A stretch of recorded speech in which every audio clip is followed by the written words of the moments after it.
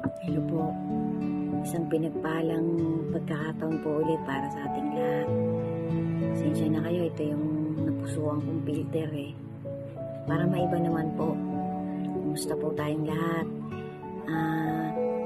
Samot dalangin ko po sa ating Panginoon nasa malusog pa rin tayong sitwasyon.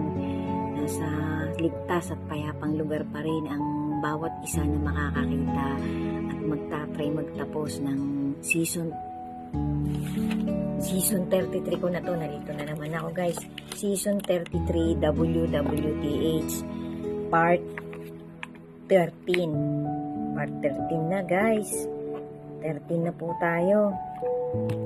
13 na po. Ika-13 bahagi na. Lalim. So, Season 33 na nga po to guys. To God be the glory po talaga. Isang pinagpalang buhay at pinagpalang pagkakataon ulit sa ating lahat, sa mga taong patuloy-tuloy na nakakakita ng mga content ko na to.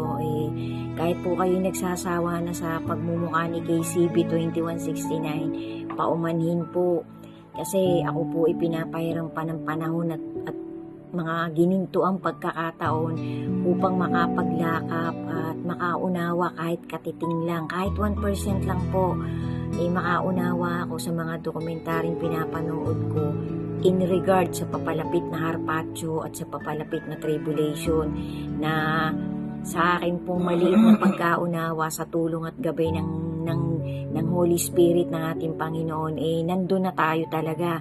Tinatahak na po ng generation natin ang mga araw ng tribulation. Pa-enhance na po ng pa-enhance. Kung ako man po may kulang-kulang sa aking pagtatawid, paumanhin po guys.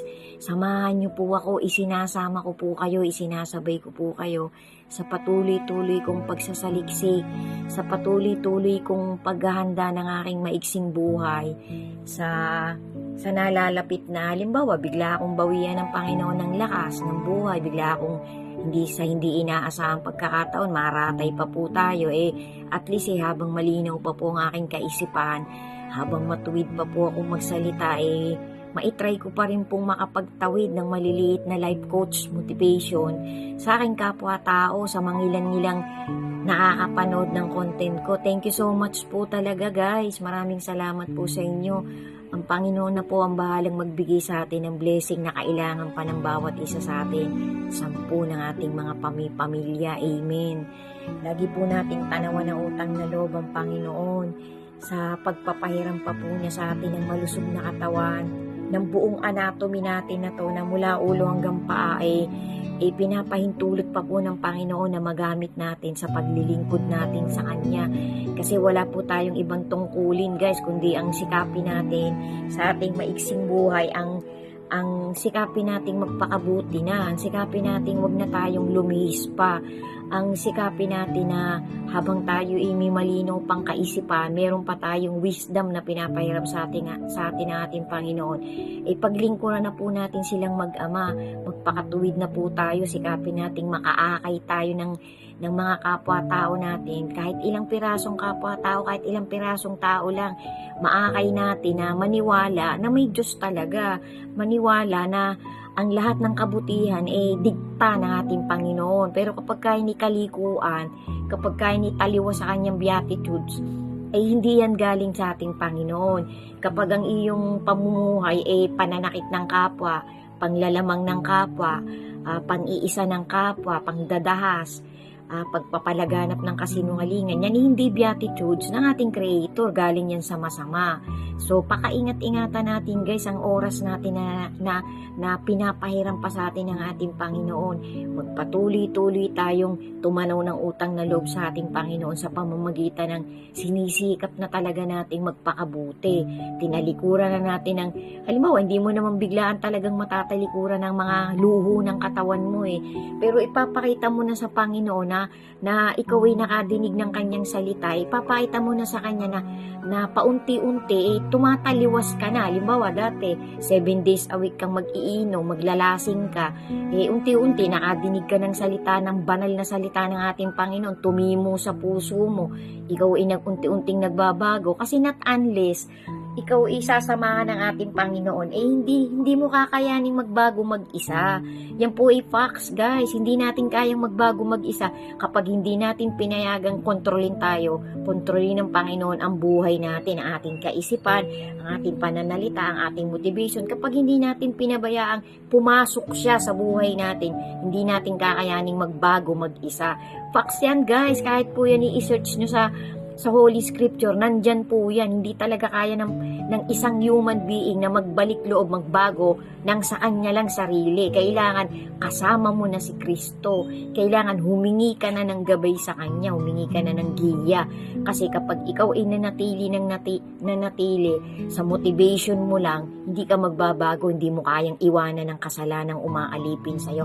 Facts yan, guys. Tinawid yan ng mga matutuwid na mga ngaral na ginamit, mga matutuwid na propeta na ginamit ni Jesus Christ noong unang siglo pa.